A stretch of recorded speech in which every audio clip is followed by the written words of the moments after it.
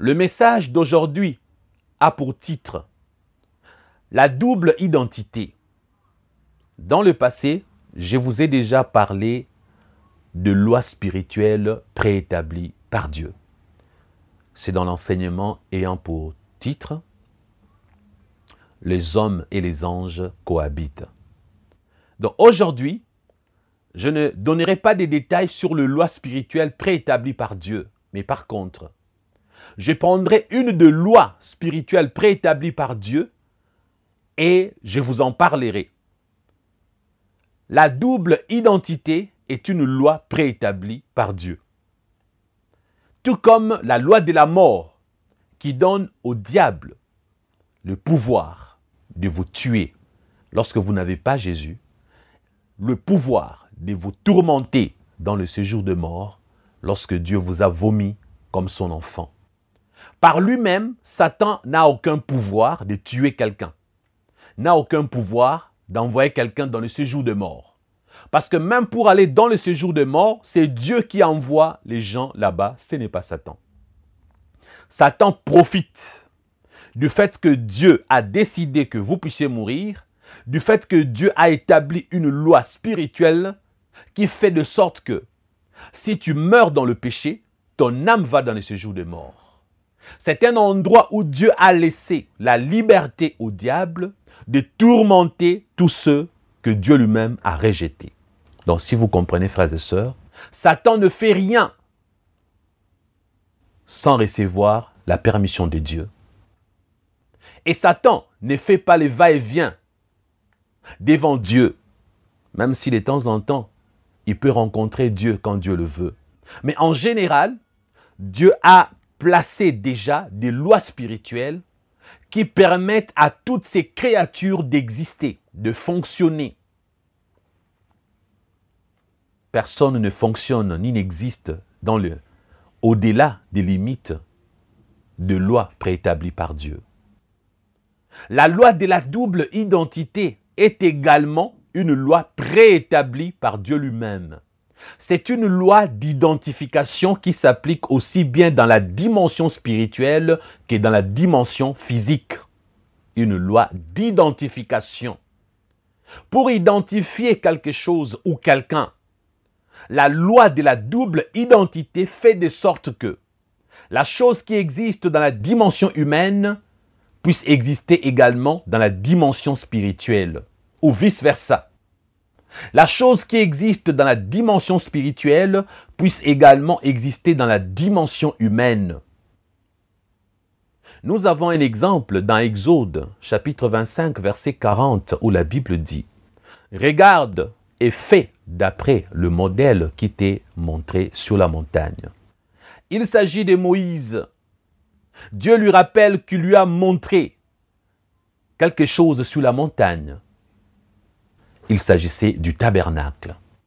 Lorsqu'il devait construire le tabernacle, Dieu lui a dit « Regarde et fais d'après le modèle qui t'est montré sur la montagne. » Parce que ces tabernacles existent dans le royaume de Dieu. Il faut que tu puisses les bâtir là, sur terre. Cette chose qui existe dans le spirituel.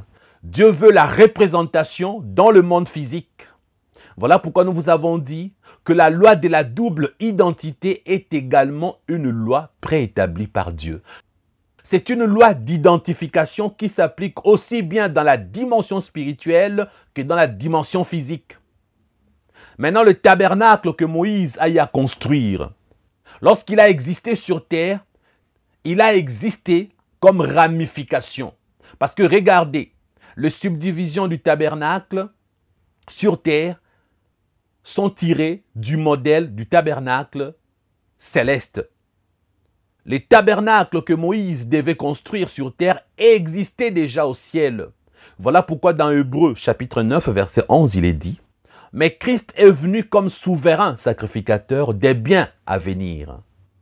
Il a traversé les tabernacles plus grands et plus parfaits qui n'est pas construit des mains d'hommes, c'est-à-dire qui n'est pas de cette création. » Donc Christ a traversé le tabernacle céleste qui n'est pas de notre création. C'est un tabernacle, création divine pour le royaume des cieux. Christ a traversé ces tabernacles-là. La loi de la double identité s'applique pour une seule réalité. Écoutez-moi très bien. La loi de la double identité s'applique pour une seule réalité ou une seule chose qui existe, mais à deux endroits différents, dans le spirituel ainsi que dans le monde physique. D'ailleurs, j'aimerais vous dire une chose. Satan lui-même ne déroge pas à cette réalité. Parce que dans la dimension humaine, le diable a une identité bien connue. C'est l'identité du serpent. On l'appelle le serpent ancien. Ça, c'est dans la dimension humaine. Parce que dès le début, lorsqu'il est venu tenter Ève et Adam, il a utilisé les serpents, un animal créé par Dieu, et la Bible dit du serpent qu'il était l'animal le plus rusé de tous les animaux que Dieu avait créés. Alors souvenez-vous, là dans le royaume de Dieu, lorsque Satan s'est rébellé, il a utilisé la ruse. Il a corrompu le 1/3 des créatures célestes par la ruse. Comme il était au départ rusé, il a voulu choisir un animal créé par Dieu qui lui ressemblait. C'était le serpent. Voilà pourquoi aujourd'hui, le diable est appelé le serpent. C'est une identité spirituelle du diable. Dans la dimension humaine, le diable est le serpent. Mais dans la dimension spirituelle, le diable est un dragon. Vous voyez maintenant. Il a une double identité dans les deux mondes. Dans le monde des hommes physiques, monde réel, visible et naturel, il est le serpent. Dans le monde spirituel, il est le dragon. Mais regardez très bien. Dieu n'a jamais créé le dragon ici-bas sur terre. C'est vrai qu'il y a un animal qui s'appelle le dragon. Mais ce n'est pas ces dragons que vous voyez dans le cinéma, qu'on dessine dans les dessins animés, ou qu'on anime dans le film d'animation, ou ces dragons qui vous est apparu quand vous étiez sataniste. Le dragon, dans le monde spirituel, est un animal de combat. C'est un animal de guerre, une représentation de force dans la bataille. Et comme le dragon n'est pas un animal créé par Dieu, tout à l'heure je vous expliquerai pourquoi les dragons existent. Dans l'occultisme, la double identité est représentée fréquemment par ce qu'on appelle les totems. C'est comme ça que le monde de Satan fonctionne. Lorsqu'il y a une double identité dans le monde du diable, on prend une image pour représenter la double identité. Si sur terre on vous connaît comme étant une femme très jolie, Satan va décider que dans le spirituel, un animal puisse vous représenter. La femme très jolie que vous êtes peut être représentée dans le monde du diable comme étant un animal qu'on appelle mangouste. Ou encore comme étant un animal portant le nom de la vache ou tout autre animal. Vous aurez maintenant l'identité sur terre d'être une personne normale et l'identité spirituelle dans le monde du diable d'être un animal. Et l'animal qu'on a choisi comme votre double identité, cet animal-là, vous vivrez sur terre selon les caractéristiques de cet animal. Votre conduite, votre comportement ressemblera à cet animal-là. Et l'animal le plus souvent utilisé dans l'occultisme, plus précisément dans la magie noire, est le chien. Parce que le chien, c'est le totem de la magie noire. La magie des destructions. C'est pour cette raison qu'on vous dit également que le chien est le totem de la sorcellerie. Parce que la sorcellerie fonctionne avec la magie noire, la magie de la destruction. Le chien, lorsqu'on le prend comme étant votre double identité, donc la deuxième de votre personnalité, si c'est le chien qui est choisi, Sur terre, vous vivrez comme un chien. Regardez, un chien, il n'a pas besoin de se marier pour coucher avec une chienne. Donc vous, sur terre, vous passerez toute votre vie en train de coucher avec les femmes sans les épouser. Un chien n'a pas besoin d'épouser une chienne pour lui faire des chiots. Vous aurez des enfants partout. Là-bas en France, chez les Bretons, vous allez avoir une Française qui vous a fait un bébé. Et là, quelque part en Suisse, vous allez avoir une autre femme qui vous a fait un enfant. Et en Afrique, au Congo, une Congolaise qui vous a fait des jumelles. Comme un chien, vous aurez des chiots partout. Votre vie ressemblera à la vie du chien ou de la chienne. Parce que spirituellement, c'est l'animal de votre double identité. Votre deuxième personnalité. La double identité est en quelque sorte la deuxième personnalité. Le spirituel transcende sur le naturel. Le mot transcender veut dire dominer. En principe, tout ce qui se passe dans le monde physique est décidé dans le monde spirituel. Dieu lui-même a voulu sur terre que le tabernacle existe pour que, pendant que c'est décidé au ciel, que Jésus-Christ doit traverser les tabernacles célestes comme souverain sacrificateur selon l'ordre de Melchisédek, lui qui deviendra le sacrifice ultime, l'unique sacrifice qui va ôter les péchés du monde. Ce tabernacle a été construit sur terre. Vous comprenez? Et quand Christ est mort à la croix, la Bible nous informe que le voile du temple a été déchiré de haut en bas. C'est ce voile qui séparait le lieu saint avec le saint de saints, le lieu très saint. Là où l'agneau, une fois tué, le sang était apporté à l'intérieur, sur terre, l'animal représentant Christ pour le sacrifice et l'agneau. Vous voyez? J'en parlerai tout à l'heure et vous comprendrez quelque chose concernant Christ lui-même.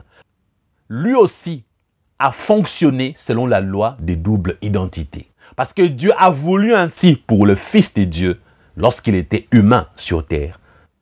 J'en parlerai tout à l'heure. Je disais donc que dans l'occultisme, la double identité est représentée fréquemment par ce qu'on appelle le totem. La double identité peut être vue sous l'image d'un animal. Voilà pourquoi le serpent en soi est le totem du diable. Mais écoutez-moi attentivement. Il n'y a pas que le diable qui a le totem du serpent. Vous allez découvrir le pourquoi. En lisant Luc chapitre 10, verset 19, il est dit ceci. « Voici, je vous ai donné le pouvoir de marcher sur les serpents, au pluriel. Le pouvoir nous a été donné à nous, enfants de Dieu, nous, véritables chrétiens, de marcher sur les serpents, au pluriel. Pourquoi pas au singulier? Parce que si la Bible disait le serpent au singulier, il s'agirait du diable uniquement.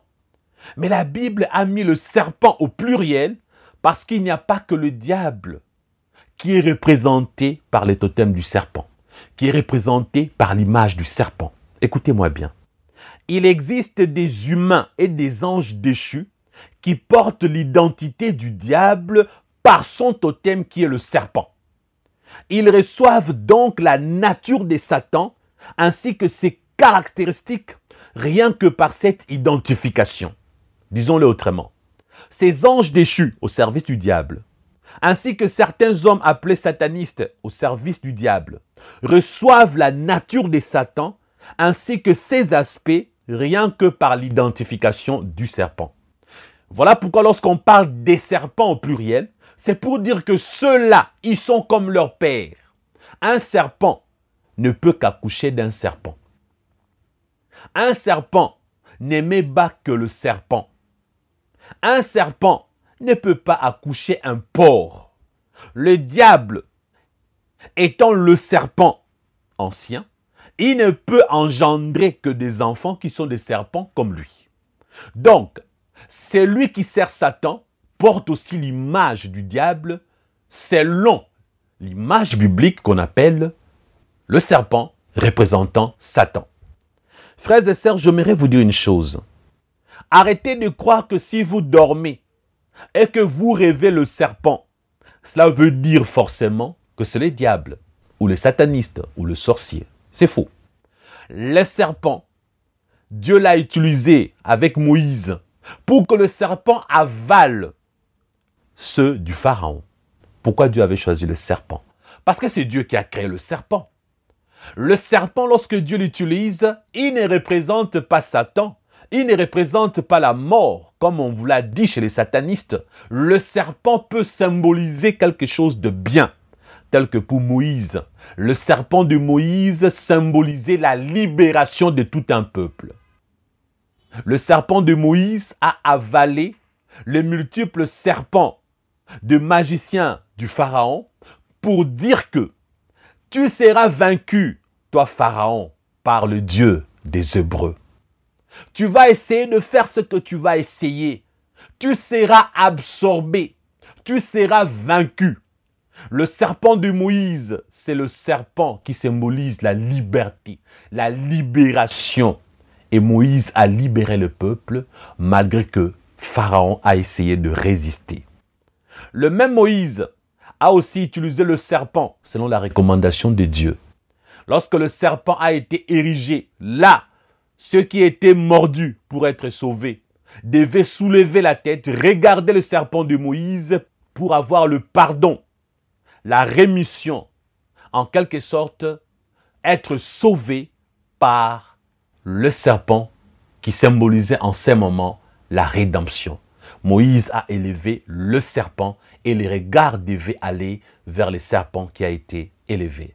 Là, dans la Bible, nous avons plusieurs preuves du serpent que Dieu a utilisé pour le bien et non pas pour le mal. C'est un animal créé par Dieu. Le serpent étant un animal créé par Dieu, si vous le rêvez, il faut chercher la signification selon les contextes. Ne pensez pas toujours que rêver serpent égale Satan. D'accord? Et j'ai précisé, le serpent est un animal créé par Dieu. Il vit et existe dans la dimension physique de notre monde. Le diable est présenté comme le serpent lorsqu'il agit et opère au milieu des humains. Dans la dimension spirituelle, le diable a une autre identité bien connue au ciel, celle du dragon dont je vous ai parlé tout à l'heure. Dans Apocalypse 12, versets 7 à 8, il est dit ceci, « Et il y eut guerre dans le ciel. Michel et ses anges combattirent contre les dragons. Et les dragons et ses anges combattirent. » Vous voyez, frères et sœurs, le dragon, pourquoi les dragons? Parce qu'il n'est pas un animal créé par Dieu. Alors, on ne peut pas prendre l'image d'un animal créé par Dieu et montrer dans la dimension spirituelle dans ces contextes. On a pris les dragons. La double identité du diable fait que le diable est un serpent, il est aussi un dragon. Prochainement, je vous parlerai du Léviathan dont parle la Bible. Parce que le Léviathan est dans la Bible en parle. C'est aussi les diables, mais dans un autre aspect. On en parlera. La double identité du diable fait de lui le serpent et le dragon. Comme serpent, il commence dans Genèse, le premier livre de la Bible. Comme dragon, on le retrouve dans Apocalypse, le dernier livre de la Bible. N'est-ce pas étrange? Ce n'est pas une coïncidence. Sa double identité a un début et une fin. Il a commencé comme serpent et il a fini comme les dragons.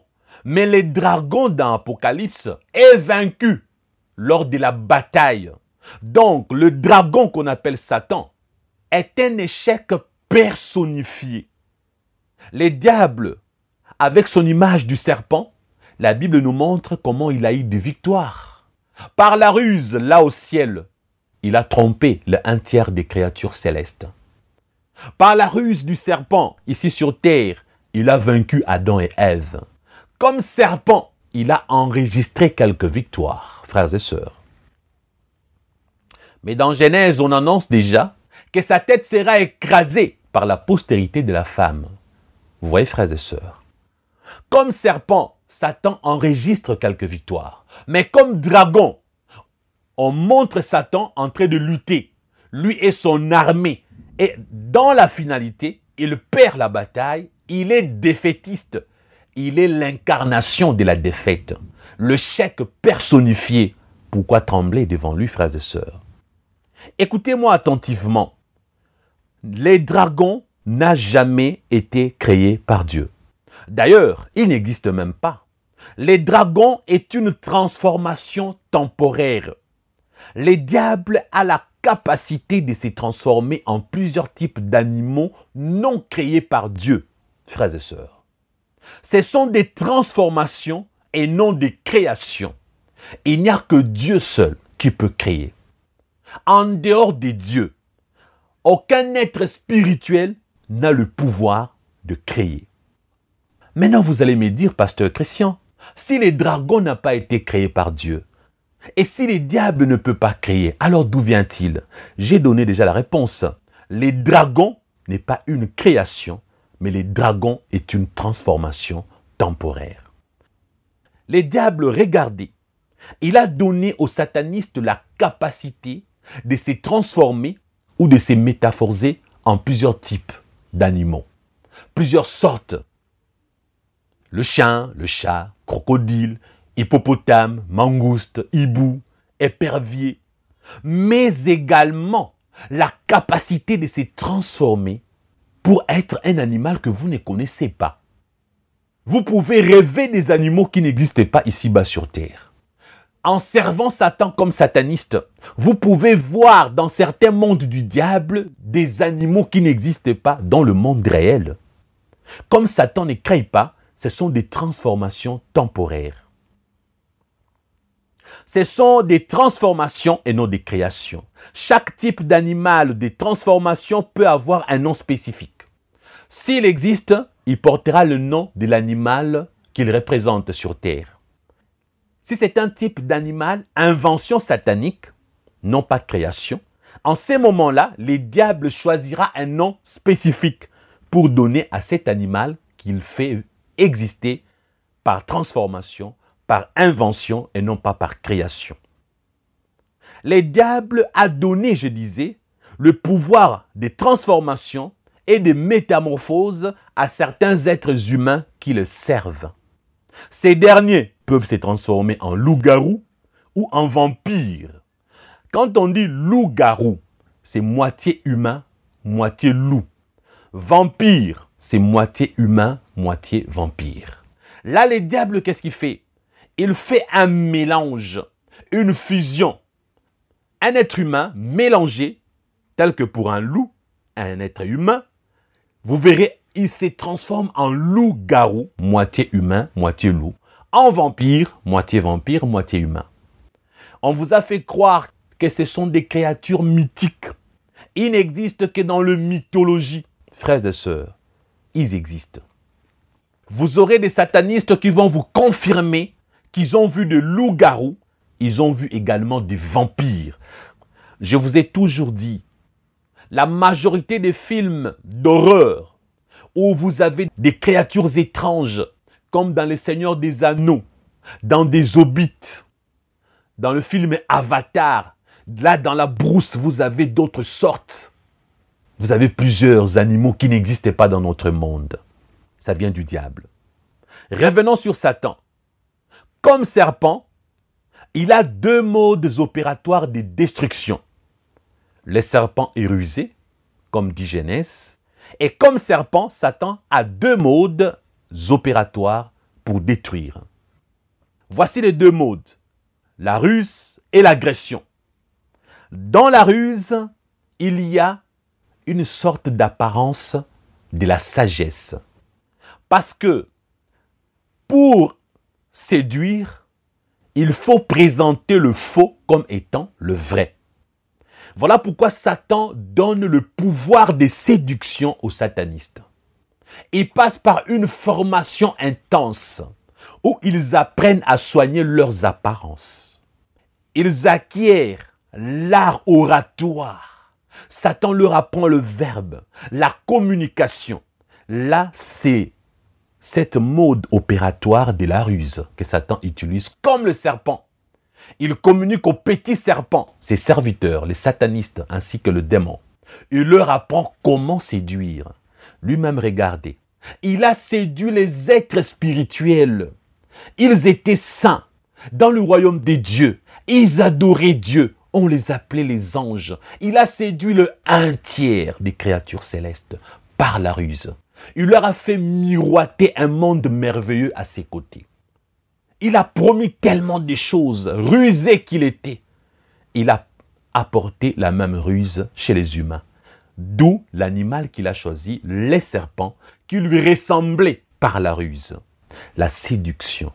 Pour séduire une femme, il faut lui faire croire que vous l'aimez si vous avez pour but que de coucher avec elle sans l'épouser. Pas vrai? Vous allez lui faire croire que vous l'aimez réellement. Lorsque Satan prend ses satanistes, il leur apprend à parler avec une voix douce, une voix mielleuse. Il leur donne l'apparence de la sainteté. Lorsqu'ils vont parler, leurs paroles ressembleront à la parole des sagesses. Mais pourtant, ça ne sera que la ruse. Voilà pourquoi vous avez des satanistes transformés en pasteurs, comme s'ils étaient réellement des envoyés de Dieu. Vous êtes séduits par leur discours, par leurs paroles de sagesse. Ils ont l'esprit du serpent que Satan leur a donné. Deux modes opératoires, la ruse et l'agression. Lorsque Satan vient comme un rusé, il va apporter l'apparence de la sagesse. C'est la séduction. Qu'est-ce qu'il a fait avec Jésus? Le serpent s'est présenté devant Jésus. Il a utilisé la parole de Dieu pour mentir Jésus. Il est écrit que il enverra ses anges pour te porter dans le main. Et tu ne vas pas heurter le sol. Jésus lui a dit, Satan, il est aussi écrit que lorsque Satan vient comme séducteur, pour le vaincre, il faut la connaissance des Saintes Écritures. Lorsque Satan vient comme un rusé, pour le vaincre, il faut la parole de Dieu. Lorsque Satan est parti voir Ève avec la séduction, pour vaincre, Ève devait dire à Satan, je crois ce que Dieu a dit, je refuse de te croire toi. Parce que Dieu nous a dit autre chose, toi aussi tu nous dis autre chose. J'ai choisi de croire Dieu. Mais Ève a choisi de croire Satan. Et elle et son mari ont perdu. Mais Jésus a dit à Satan, il est aussi écrit que, frères et sœurs, face à Satan comme séducteur, face aux satanistes pasteurs, aux satanistes apôtres, aux satanistes prophètes, aux satanistes évangélistes, si vous avez la connaissance des Saintes Écritures, vous allez trouver dans leurs ruses les pièges. Vous allez trouver dans leurs paroles mielleuses les mensonges. Vous allez détecter dans leur sagesse apparente la séduction. Et vous allez dire, ce que tu dis apparaît vrai, mais il est aussi écrit que. Si vous n'avez pas la connaissance, vous allez tomber dans la ruse. Et qu'est-ce qui se passe lorsqu'on tombe dans la ruse? Il se passe que Adam et Ève, Dieu leur a dit, comme vous m'avez désobéi, vous allez mourir en mangeant le fruit de l'arbre de la connaissance du bien et du mal, vous héritez la mort. C'est ce que le diable avait caché, frères et sœurs. Lorsque Satan vient te séduire par les fausses doctrines, par le secte, par la séduction de faux serviteurs, il a pour mission de t'apporter la mort. Derrière la séduction se cache la mort. Par ta propre faute, le fait que tu vas croire la séduction du diable.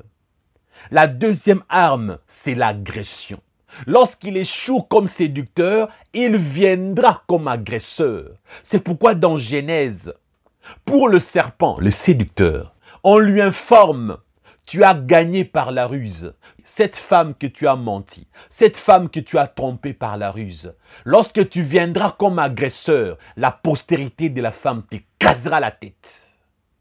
Le serpent séducteur, la postérité de la femme, Ève, à savoir Jésus, cette postérité, lorsqu'elle est venue sur la croix de Golgotha, Jésus a écrasé la tête du serpent.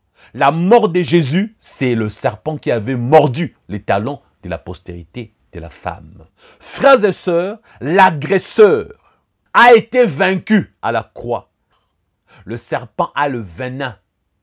Lorsqu'il t'est mort, il transmet le venin pour que tu meurs. Voilà pourquoi la Bible dit dans Genèse, il t'écrasera la tête et tu lui mordras les talons.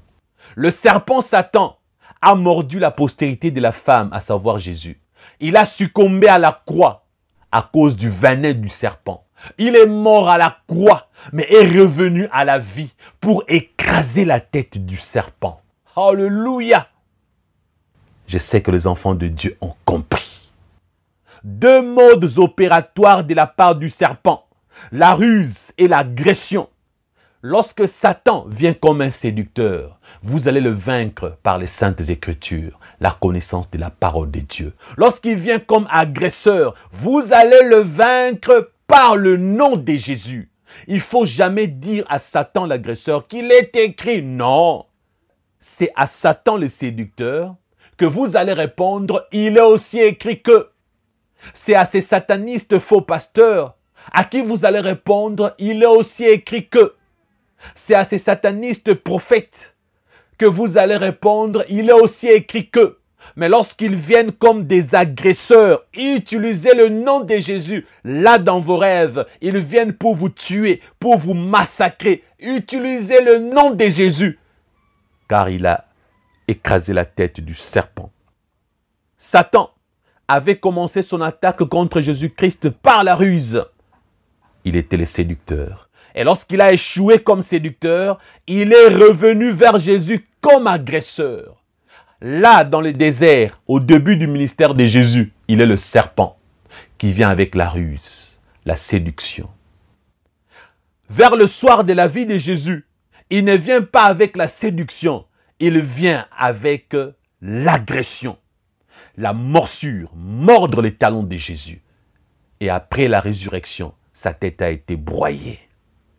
Et chaque être humain a une double identité. Vous venez de découvrir la double identité du diable. Il est le serpent, mais il est aussi le dragon. Comme serpent, il a deux modes opératoires.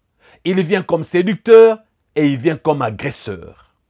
Comme dragon, il vient comme combattant. Comme dragon, il vient comme guerrier pour combattre les élus de Dieu. Mais dans Apocalypse, on annonce déjà sa défaite. Maintenant, revenons sur les êtres humains et leurs doubles identités, frères et sœurs. Regardez Randy Orton. Il a comme totem le serpent, la vipère. Vous voyez là à la télévision la tête du serpent.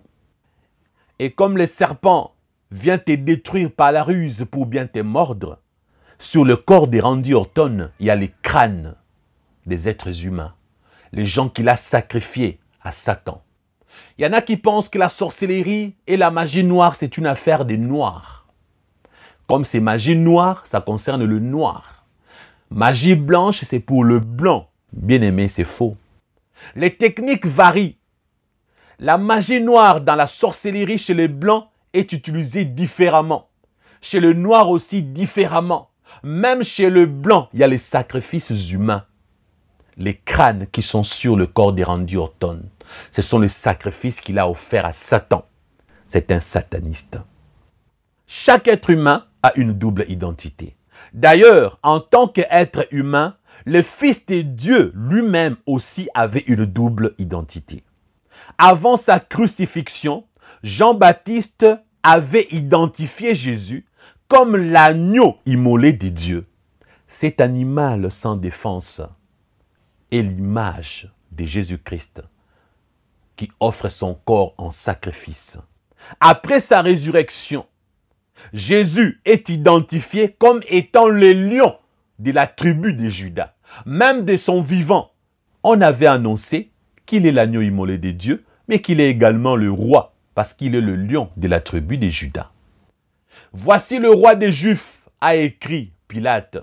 Lorsqu'ils ont demandé qu'on enlève cette mention, Pilate a dit, ce que j'ai écrit, je l'ai écrit. Il est le roi des Juifs, frères et sœurs. Donc, Il est mort comme un agneau et il est revenu à la vie comme un lion pour régner. Alléluia. La double identité de Christ, l'agneau et le lion. Maintenant, les êtres humains se retrouvent entre Jésus-Christ et Satan. N'est-ce pas? La double identité des humains est octroyée soit par Jésus-Christ ou par Satan. Si vous êtes un enfant de Dieu, Dieu peut vous donner une double identité, une image même d'un animal qui vous représente. Parce que le Fils de Dieu, on l'a présenté comme un animal faible, l'agneau, sans défense, qui accepte d'être égorgé pour sauver l'humanité. Après la résurrection, c'est le roi qui vient pour régner, le lion de la tribu de Juda. Alléluia. Et lorsque votre Dieu choisit un animal pour vous représenter, ne pensez pas que ça vient du diable, ne pensez pas que ça vient de Satan. Tous les animaux que vous rêvez ne viennent pas forcément du diable. Dieu peut identifier un animal comme étant votre représentation. Vous faites des rêves avec un buffle qui vient ravager sur son passage tous les animaux de la forêt. Peut-être que Dieu vous montre, vous êtes un buffle, un animal costaud qui peut ravager les antilopes, les petits animaux là dans la brousse. Un vrai chrétien doit avoir l'œil divin pour identifier les identités spirituelles des gens autour de lui. Jésus-Christ avait cet œil divin. Je vous avais dit que la double identité est aussi identifiée par un totem. Mais chez les enfants de Dieu, on ne parle pas des totems. Je vous parlerai tout à l'heure de Jacob, Israël, qui a eu à bénir ses 12 enfants. Et vous serez surpris de découvrir quelque chose dans les bénédictions prophétiques de Jacob parlant de ses 12 enfants. Avant cela, découvrons le plus grand monsieur à l'époque où Jésus naissait. C'était Hérode. Il y avait aussi Jules César. Parlons un peu d'Hérode. Dans Luc 13, 32, il est dit ceci. Jésus répondit, « Allez et dites à ces renards. » Jésus-Christ a identifié Hérode comme étant le renard. Pour vous qui parlez français, la figure des styles utilisée par Jésus est la métaphore, c'est la rhétorique. Dans la métaphore, nous avons la comparaison explicite. Allez et dites à ces renards. Jésus n'a pas dit allez et dites à Hérode. Renard remplace Hérode parce que Hérode avait pour totem le renard. Et Jésus-Christ le savait. Dans le monde du diable, Hérode était représenté par l'animal qu'on appelle le renard. Comme Jésus savait voir dans le spirituel, il l'a identifié directement par son totem, le renard. Dans Ézéchiel 29, verset 3, il est écrit « Parle et tu diras, ainsi parle le Seigneur, l'Éternel. Voici, j'en veux à toi, Pharaon, roi d'Égypte, grand crocodile. » Pharaon, le roi d'Égypte, avait pour totem le crocodile. Le grand crocodile, Pharaon, roi d'Égypte. Et où habite le crocodile? Vous-même, vous le savez, dans l'eau. Le fleuve Nil est cet endroit où les diables avaient placé la magie égyptienne. Cette forte magie de l'époque, cette magie qu'utilisait le roi de l'époque. La magie provenant du Nil. Vous connaissez bien le Nil. Et le roi Pharaon avait pour totem le crocodile. Maintenant, si nous revenons chez nous, les enfants de Dieu, on ne parle pas de totem. Mais il y a des enfants de Dieu dans la Bible qui sont identifiés par les animaux. Revenons sur Jacob en lisant Genèse, chapitre 49. Si nous prenons pêle-mêle, vous allez découvrir que dans Genèse 49, verset 27, Jacob dit « Benjamin est un loup qui déchire. Le matin, il dévore la proie. Et le soir, il partage le butin. » Étrange, n'est-ce pas? Benjamin est représenté par l'image du loup. Le loup représente Benjamin. Il déchire parce que le matin, il dévore la proie. Le soir, il partage le butin. Si Dieu fait grâce prochainement, je vais décortiquer la signification spirituelle de tous ces animaux que représentait le fils de Jacob. Lorsqu'il est en train de prononcer la bénédiction prophétique, il désigne certains de ses enfants comme des animaux. Prenons à présent Genèse 49, versets 9 à 10. Là où il dit « Judas est un jeune lion », vous verrez. Il présente Judas, son fils, comme étant un jeune lion. Et si vous lisez le verset 10, vous découvrez ce qui suit. Les sceptres ne s'éloignera point de Judas, ni les bâtons souverains d'entre ses pieds, jusqu'à ce que vienne le Shiloh, Jésus-Christ, et que le peuple lui obéisse. C'est d'où provient Jésus, de la tribu de Judas, la tribu royale, représentée par le lion. Le lion, l'animal, considéré comme étant le roi de la forêt. Mais vous savez, frères et sœurs, les diables, qui est le serpent et les dragons, arrivent aussi à prendre d'autres animaux pour être représentés. Exemple, même le lion, c'est aussi une image du diable. Pendant qu'on parle du lion, le roi de la tribu de Judas, il y a aussi le lion rugissant, qui est Satan, qui copie Jésus, mais en mal. Parce que Satan, comme lion, il vient pour dévorer les enfants de Dieu. C'est les destructeurs. Le lion représente la royauté.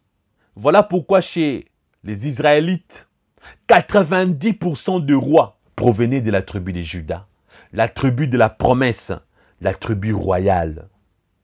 Si nous lisons Genèse 49, 14, nous découvrons Issachar. Son père le présente comme étant un âne robuste, un animal, l'âne. Issachar représentait un âne robuste. Si nous étions dans le satanisme, on aurait pu dire que c'était le totem. Mais comme on n'est pas dans le satanisme, on dira tout simplement que même Dieu, qui donnait les prophéties à Israël pour ses enfants, c'est Dieu qui a identifié ses enfants par les animaux. Parce qu'il est bien écrit que Jacob était en train de prophétiser sur ses enfants. C'était prophétique, donc provenant de Dieu. Le plus étrange, c'est le verset 17 du chapitre 49 de Genèse. Il est écrit « Dan sera un serpent sur le chemin, une vipère sur le sentier, mordant les talons du cheval pour que le cavalier tombe à la renverse. » Et si vous ajoutez le verset 18, il est dit ceci. « J'espère en ton secours, ô Éternel. » Là, on présente Dan comme étant un serpent sur le chemin. Un serpent qui mord les cavaliers des ravisseurs. Les cavaliers que montent les ravisseurs qui venaient dérober le produit des peuples de Dieu. Vous souvenez-vous des Madianites ainsi que de Philistins qui venaient envahir le peuple de Dieu. Maintenant, Dan ici est représenté comme ces serpents qui va mordre leur cheval pour que le cavalier dévoreur puisse tomber. Et c'est pourquoi au verset 18, il est écrit « J'espère en ton secours, ô Éternel ». Le secours prévu par Dieu était que Dan soit le serpent. Et quand vous regardez l'histoire de ces peuples, vous verrez la tribu de Dan. Vous verrez comment Dan a joué le rôle du secours qui provenait de Dieu. Alors, quand vous verrez le serpent dans vos songes, ne pensez pas forcément à Satan, ne pensez pas forcément au mal. Il faut voir quel rôle jouait le serpent dans votre rêve ou dans votre songe. Parce que Moïse a utilisé le serpent. Dieu avait dit à Moïse d'utiliser son bâton. Et là, devant Pharaon, Moïse a jeté le bâton qui s'est transformé en serpent. Et le serpent de Moïse a avalé tout le serpent du magicien du Pharaon. C'est pour dire ceci, que le serpent de Moïse symbolisait la libération de ces peuples. Je suis venu et le serpent de Moïse a avalé le serpent du Pharaon. Et qu'est-ce qui s'est passé ensuite? Le peuple a été libéré. Le serpent libérateur de Moïse qui avait avalé les serpents d'oppression, les serpents qui rendaient esclaves Israël. Là, les serpents de Moïse symbolisaient la liberté, la libération. Que dire de ces serpents que Moïse avait élevés? Là, après la morsure, ceux qui regardaient le serpent élevé par Moïse obtenaient guérison et salut. Le serpent ne représente pas toujours Satan. Ça dépend des contextes, frères et sœurs. Maintenant, dans la magie noire, tous ces gens, dans le monde des Satans, qui ont une double identité, on vous a transformé en chien. Qu'est-ce qui va se passer? Vous allez avoir une vie du chien. Regardez le chien. Pour coucher avec une chienne, le chien n'a pas besoin de l'épouser. Si on vous a transformé en chien dans le monde spirituel, dans la vie normale, vous coucherez avec plusieurs femmes. Regardez le chien, pour faire les chiots, il n'a pas besoin d'épouser la chienne. Vous aurez des enfants éparpillés ça et là. Là, chez les Bretons, vous allez engrosser une Bretonne. Vous allez lui faire un enfant. Là, à Londres, vous allez engrosser une Londonienne. Vous lui ferez des enfants. Et si c'est vous, ma sœur, qui est transformée en chienne, beaucoup de chiens vous feront des chiots. Vous aurez chaque enfant avec un père différent. Et lorsqu'un chien croise une chienne, ça s'entend très bien. Ils se mettent ensemble. Les Français ont l'esprit du chien. Voilà pourquoi il y a ce qu'on appelle vivre en couple. On dit nous sommes en couple. Jamais mariés officiellement. Mais vous habitez la même maison, vous faites même les enfants. C'est 10 ans après que vous parlez mariage. Durant toutes ces années, vous avez vécu avec l'esprit du chien. La fille, tu es la chienne, le garçon, tu es le chien. Ma sœur, tu es la chienne, mon frère, tu es le chien. Et comme de chiens, vous avez cohabité sur le même toit. Parce que dans le spirituel, on vous a transformé en chien. L'esprit du chien. Et si on vous a transformé en chien dans le monde des ténèbres, vous vivrez comme un chien sur terre. Les enfants de Jacob, selon leur représentation, Judas, le lion, avait la royauté. Et de la tribu de Judas sont sortis plusieurs rois. Les autres, c'est pareil. De Dan est sortie la protection, le secours de l'Éternel. Les serpents qui mordent le cheval pour que les cavaliers tombent et qui n'arrivent pas à destination. Nous avons même eu Nephtali.